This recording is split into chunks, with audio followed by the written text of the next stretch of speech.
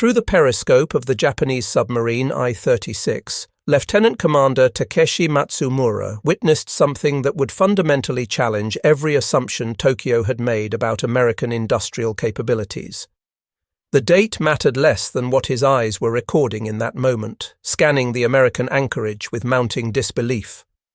His hand trembled slightly as he adjusted the focus, trying to comprehend the scale of what lay before him.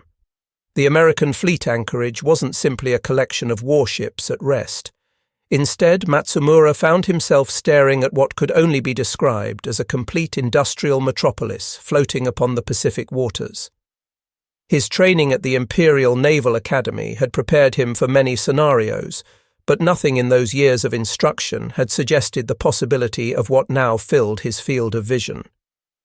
6 enormous floating structures dominated the lagoon, each one dwarfing any dry dock facility that existed anywhere in the Japanese home islands. Matsumura's breath caught as he observed one of these massive installations holding the battleship Alabama. The great warship lifted entirely clear of the water's surface, its massive hull exposed and covered with swarming teams of workers and their equipment. Another of these floating giants cradled 2 cruisers at the same time. The Americans hadn't simply brought their fleet to the war zone. They had transported their entire shipbuilding infrastructure across thousands of miles of ocean.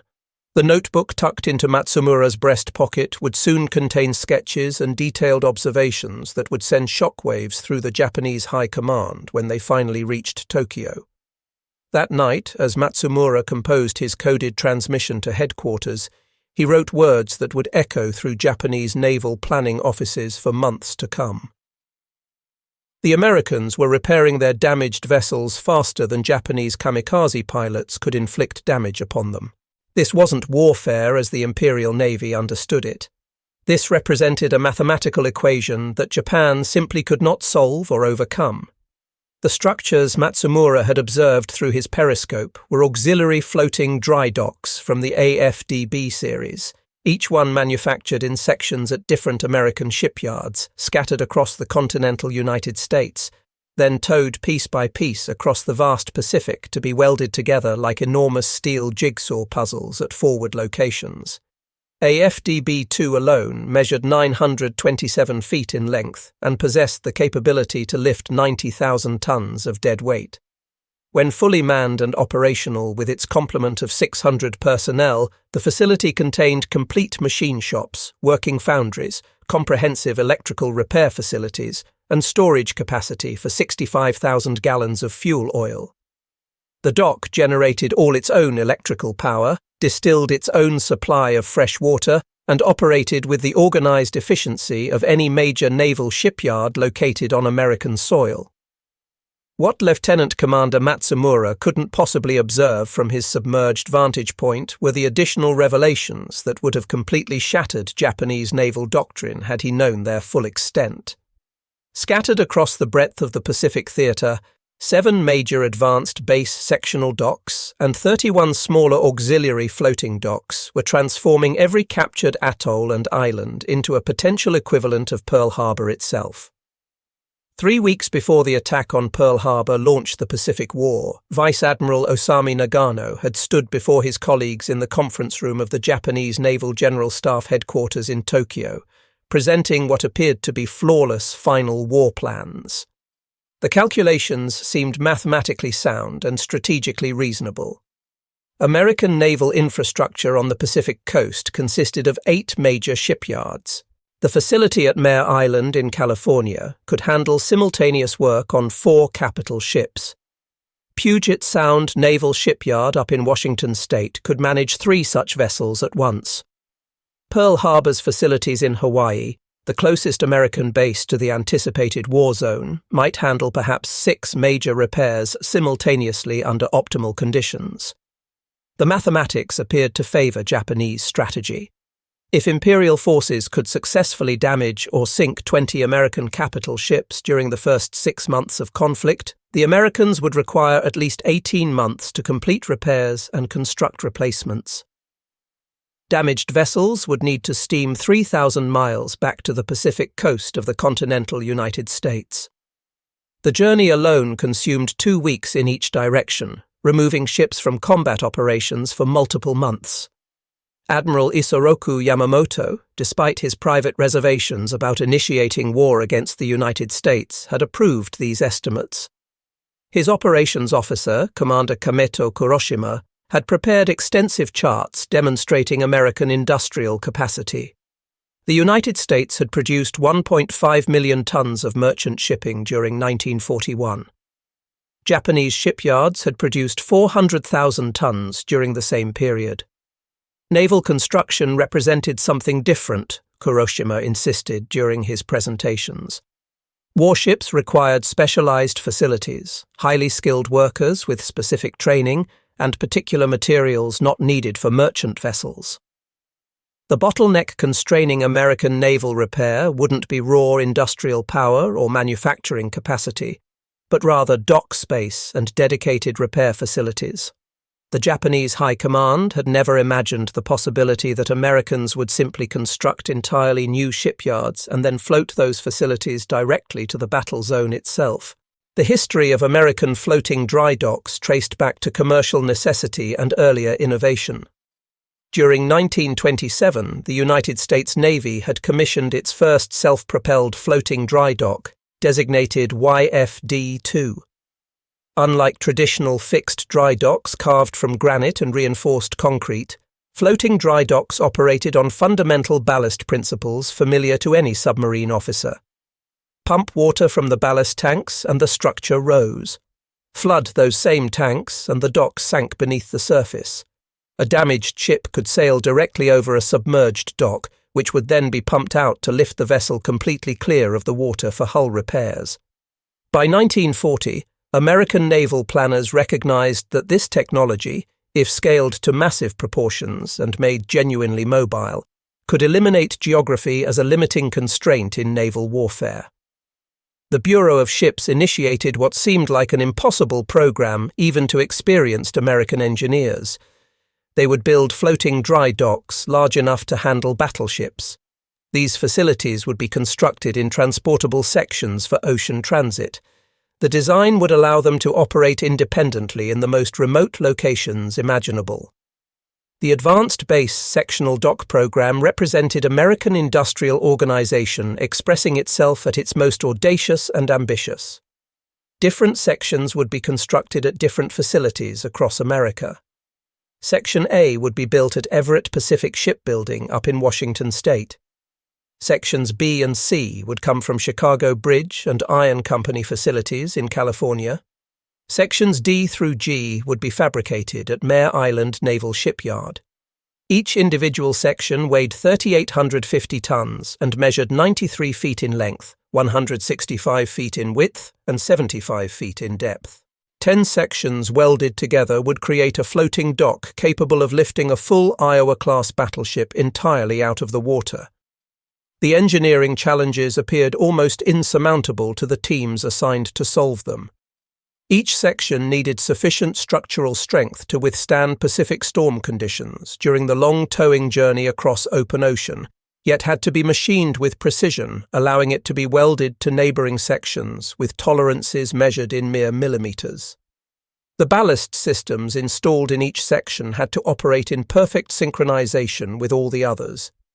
The docks required fully equipped machine shops capable of manufacturing any replacement part imaginable, from massive propeller shafts to precision gun barrels. Each facility needed to be entirely self-sufficient for extended periods. Commander Tamichi Hara, captain of the destroyer Shigura, witnessed American repair capabilities firsthand when his vessel engaged United States forces near Tulagi during March of 1943. In his post-war memoir, he recalled the confusion and disbelief that gripped Japanese officers. His destroyer had successfully damaged the cruiser Helena with a torpedo strike. Japanese intelligence reports confidently predicted the vessel would require 6 months in a stationary dry dock for proper repairs. 3 weeks later, reconnaissance photographs showed Helena at Tulagi, fully operational, her guns actively firing at attacking Japanese aircraft. The Japanese couldn't comprehend what they were seeing. Where was the massive dry dock required for such repairs?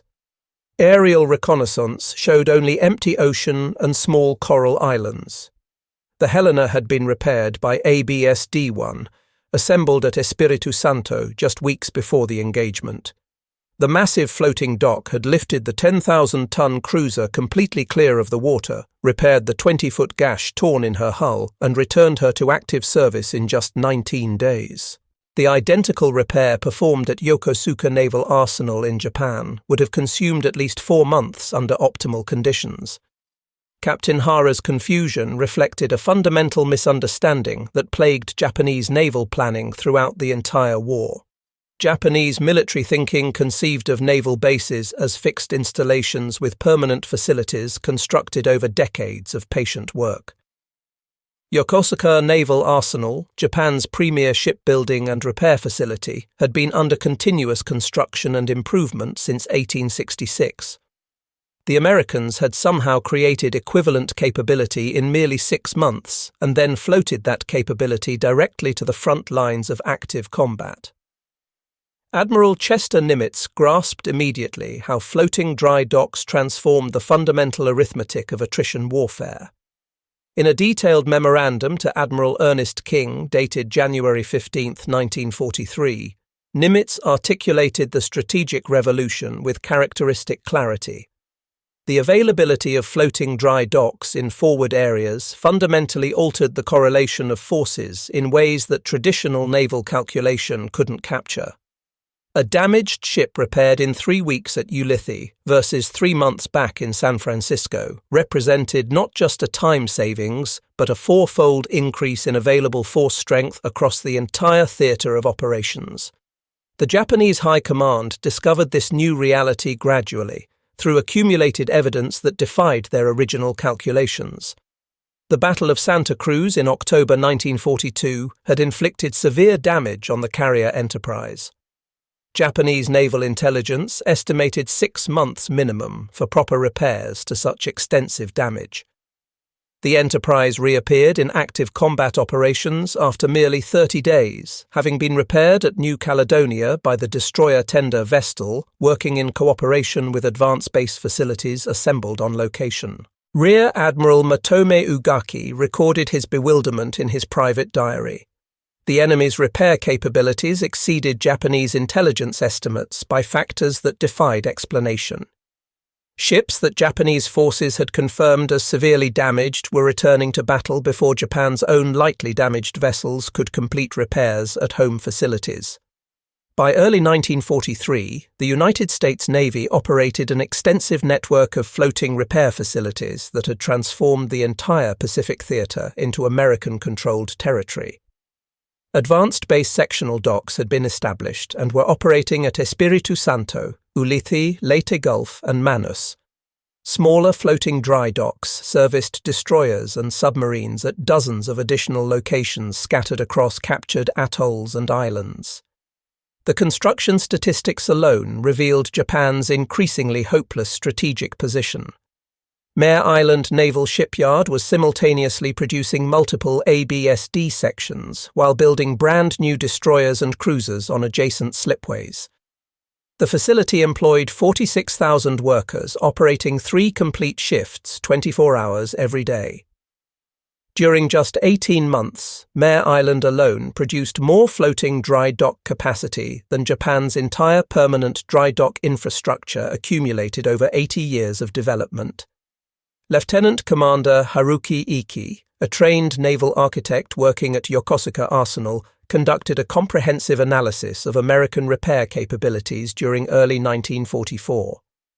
His report calculated that American floating dry docks deployed across the Pacific could simultaneously accommodate repairs on 18 capital ships, 36 cruisers, and over 100 destroyers at the same time. Japan's entire domestic repair capacity could handle 6 capital ships, 12 cruisers, and 40 destroyers under optimal conditions. More critically for Japanese strategic planning, Iki identified what he termed the multiplication effect of forward repair capabilities. A ship damaged at Leyte Gulf and repaired at nearby Ulithi returned to active combat in 1 quarter, the time required for a vessel that had to sail all the way back to Japan for repairs. His conclusion carried devastating implications that he stated with stark clarity. Japan was fighting an enemy who had successfully brought his homeland industrial base directly to the battlefield itself.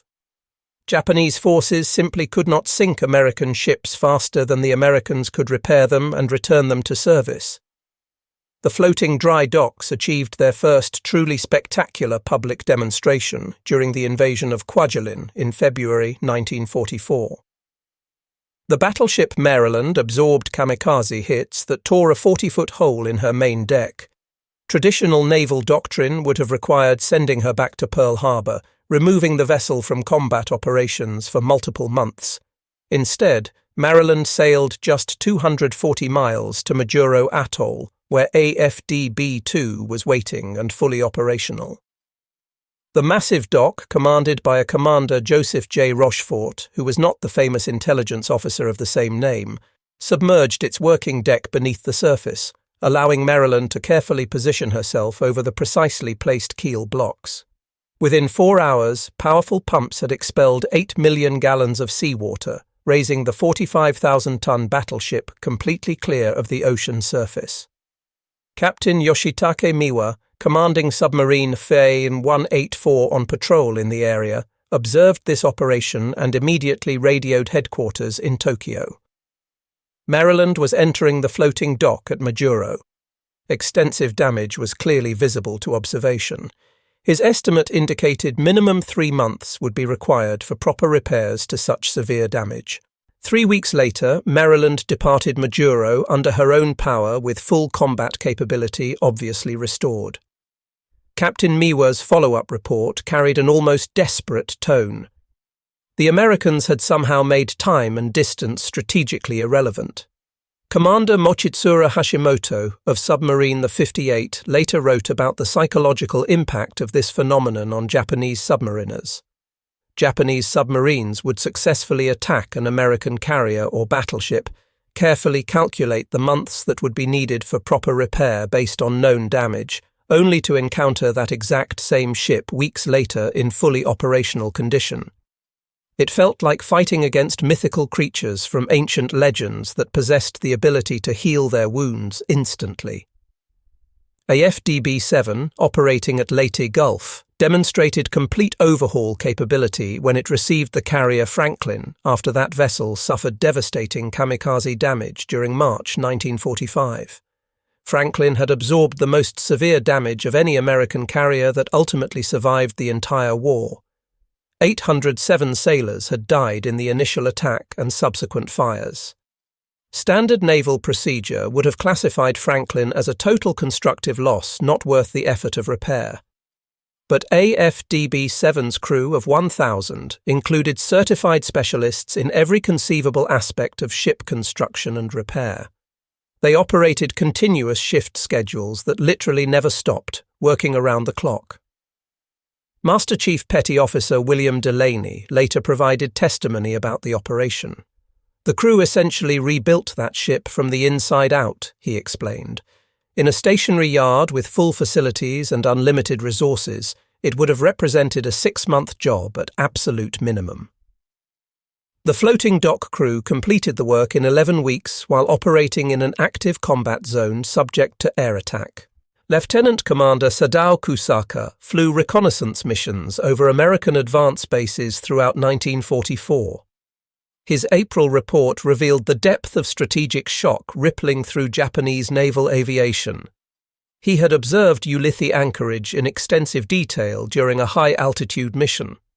Initial count identified 6 large floating structures that had previously been classified as possible cargo vessels or oilers in earlier reconnaissance reports. Upon much closer examination during this mission, these structures were clearly identified as mobile dry docks of unprecedented size. One currently contained the battleship Iowa, with her hull completely exposed for repair work.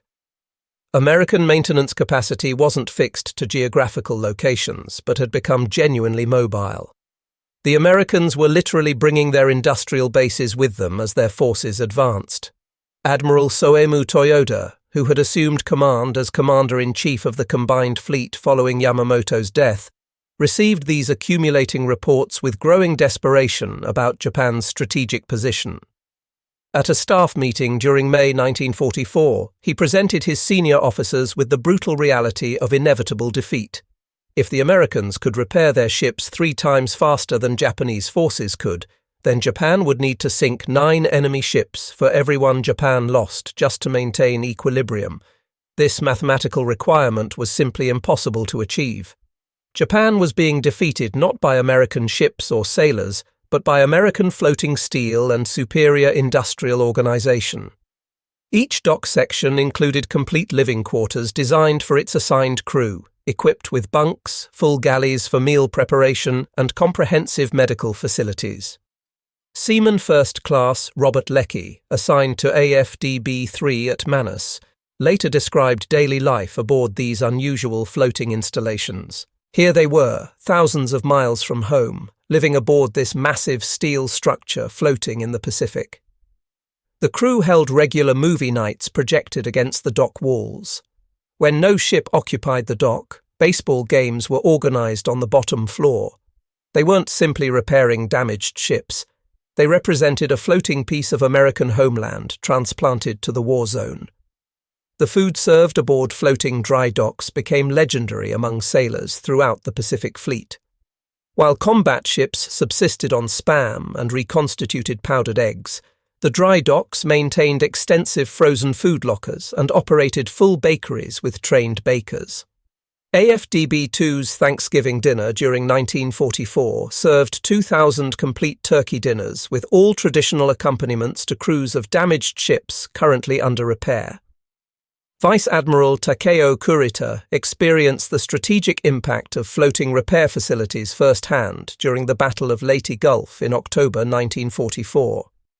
His battle plan had assumed that damaged American ships would necessarily withdraw from the combat zone for repairs, progressively weakening the invasion force over time. Instead, damaged vessels simply sailed short distances to nearby mobile repair facilities and returned to the battle line within mere days. Kurita later wrote about his frustration and confusion.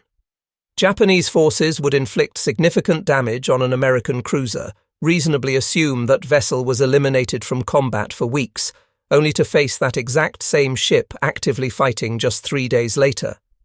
Japan wasn't fighting just the American fleet, but rather the entire American industrial system, which had somehow been made portable and mobile. The most remarkable rapid repair feat had actually occurred earlier with Yorktown at Coral Sea and Midway. Yorktown arrived at Pearl Harbor severely damaged from the Coral Sea engagement on May 27, 1942. Admiral Nimitz gave repair crews exactly 72 hours to restore combat capability. The carrier entered Dry Dock No. 1 on May 28. 1,400 workers from Pearl Harbor Naval Shipyard labored continuously around the clock without pause. Yorktown sailed on May 30th with her flight deck patched and her boilers operational. The ship was combat-ready, though Japanese intelligence remained absolutely convinced Yorktown was still under repair back at Pearl Harbor. When Japanese pilots at Midway reported attacking a third American carrier, Admiral Nagumo's staff simply couldn't accept the report as accurate. Lieutenant Joichi Tomonaga transmitted before his death that the Americans possessed 3 carriers in the battle, where Japanese calculations indicated only 2 were mathematically possible. By mid-1944, American floating dry docks had effectively transformed the entire Pacific Ocean into an American maintenance highway with repair facilities positioned at regular intervals. Ships damaged during operations at Iwo Jima could be repaired at Guam. Vessels struck during the Okinawa campaign found floating docks waiting at Kerama-Retto. Commander Sadatoshi Tomioka calculated the strategic impact in terms that highlighted Japanese helplessness. The enemy had effectively eliminated distance as a factor in naval warfare. A ship damaged at Formosa could receive repairs at Leyte faster than Japanese forces could repair a ship damaged at Leyte and return it to Sasebo. Japan was fighting an enemy who had made geography strategically irrelevant through industrial innovation. Between 1942 and 1945, American shipyards produced 7 advanced base sectional docks and 31 auxiliary floating docks of various sizes. The combined lifting capacity of all these facilities exceeded Japan's entire permanent dry dock capacity by a factor of 4. Each ABSD cost approximately $40 million to construct and deploy to forward locations, roughly equivalent to the cost of a light cruiser. Yet each dock could repair dozens of cruisers during its service life.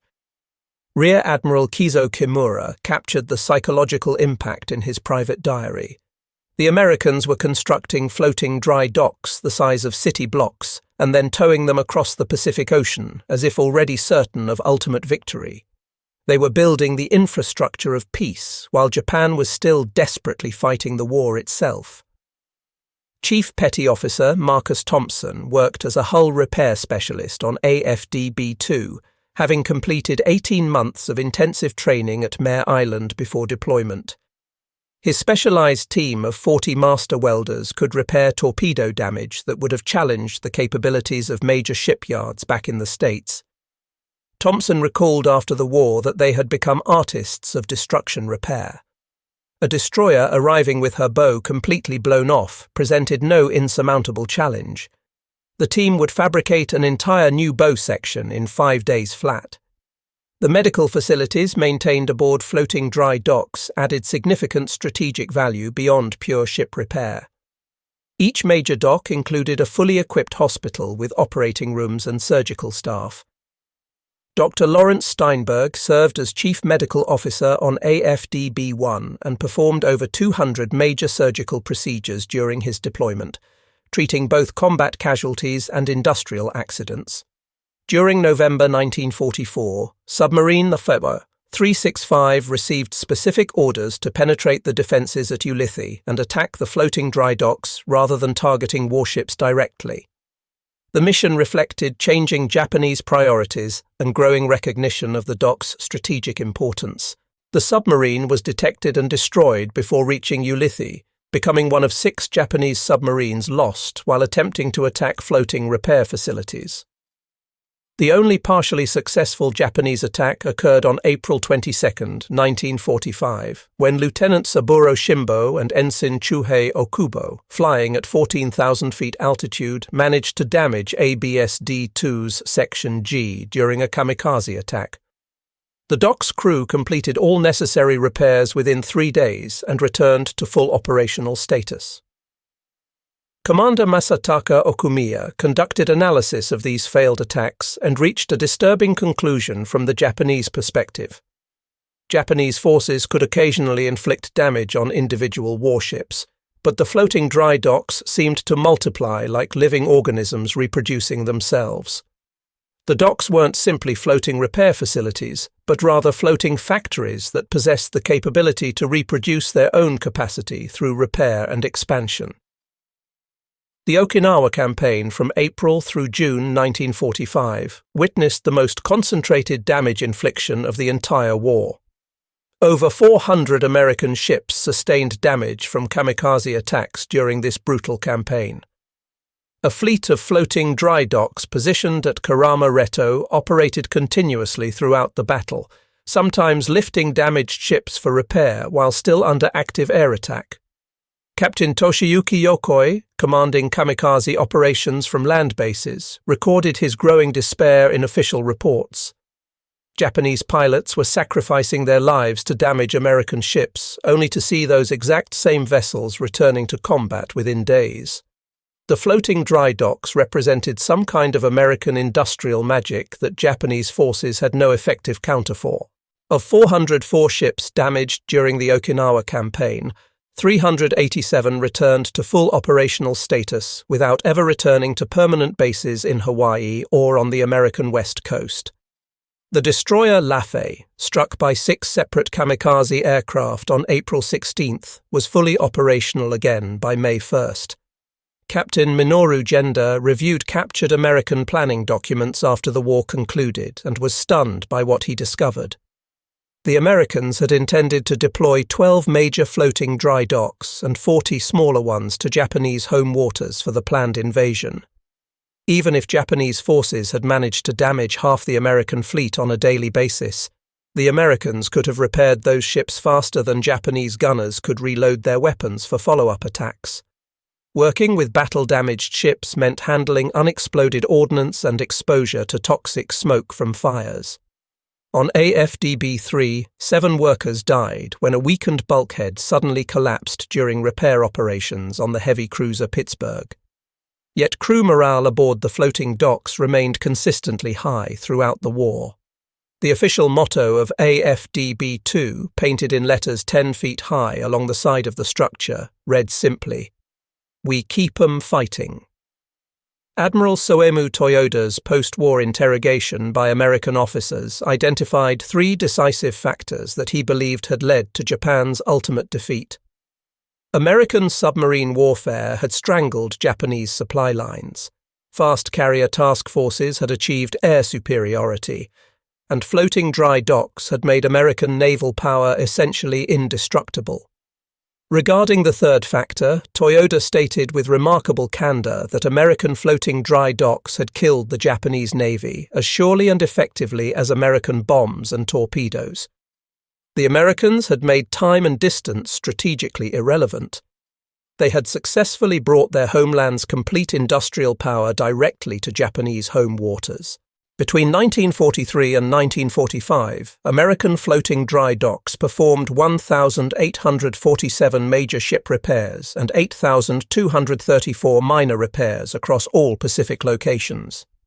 They successfully returned 95% of all damaged vessels to full combat service within 30 days of arrival at the facility.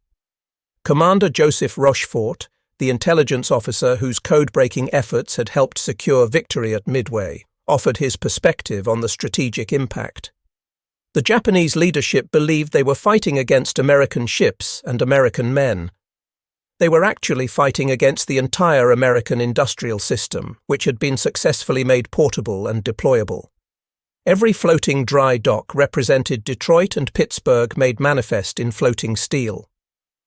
The organizational vision driving this achievement came from officers like Rear Admiral Ben Morrell, who understood that American industrial superiority meant absolutely nothing strategically unless that industrial power could be projected directly to the point of conflict. His vision transformed industrial capacity from a homeland advantage into a deployed weapons system that could be positioned anywhere American forces operated. Mare Island Naval Shipyard employed 6,000 women by 1943, breaking traditional gender barriers under wartime necessity. Marjorie Muller worked as one of the first female welders assigned to ABSD-2's Section F. She understood that every perfect weld she created meant American sailors would survive battles and return home. The Chicago Bridge and Iron Company employed 4,000 African-American workers at its California facility, where they constructed 3 complete ABSD sections, achieving production rates that actually exceeded some integrated yards operating with traditional all-white crews. Admiral Arleigh Burke frequently cited floating dry docks in his lectures as premier examples of American innovation and adaptability. The Japanese forces brought superior training and tactical excellence to the Pacific War. Americans brought floating dry docks instead. The Japanese made the ocean into a battlefield. Americans made it into a factory floor where industrial production continued without pause. Japanese naval attachés stationed in the United States had filed reports on American shipbuilding capabilities throughout the 1930s, but they interpreted everything through the lens of their own experience and assumptions. Commander Yoshiro Fujimura had visited Chicago Bridge and Iron facilities and directly observed sectional construction techniques. His report back to Tokyo noted that Americans constructed industrial plants like children's toys, building them in sections designed for later assembly. He found it interesting but ultimately irrelevant to serious naval construction. As the war drew toward its conclusion, American floating dry docks were still being manufactured in ever greater numbers. AFDB Units 8 through 14 were actively under construction for the invasion of Japan that ultimately never occurred following the Japanese surrender. The complete story of American floating dry docks represents two fundamentally different concepts of power meeting in direct conflict. Japan conceived of power in traditional military terms, emphasizing warrior skill, fighting spirit, and tactical excellence developed through rigorous training. America conceived of power in industrial terms, emphasizing production capacity, logistical superiority, and repair capability. The Pacific War tested these competing visions under the harshest possible conditions. Once American floating dry docks had been successfully deployed across the breadth of the Pacific theater, each one represented the entire American industrial system made mobile and deployable. They embodied Detroit's assembly lines and Pittsburgh's steel mills transported directly to the battle zone. Against such concentrated industrial might deployed at the point of contact, no amount of traditional military excellence or warrior spirit could possibly prevail. Admiral Soemu Toyoda's final assessment after Japan's surrender captured their ultimate strategic significance with brutal honesty. The Americans had defeated Japan the moment their floating dry docks first arrived in Pacific waters. Japanese forces could sink American ships through superior tactics and tremendous sacrifice, but the Americans could raise those ships, repair them, and return them to battle. The floating dry docks meant Americans could absorb any level of losses and continue fighting without pause or weakening. The Pacific Ocean itself had been transformed into an American lake, not because American forces controlled every square mile of water, but because Americans possessed the capability to maintain their forces anywhere in that ocean, at any time, indefinitely. Japanese commanders came to realize they weren't fighting against ships and planes and men, but against an entire industrial system that had somehow learned to float across oceans and deploy itself wherever American forces needed support.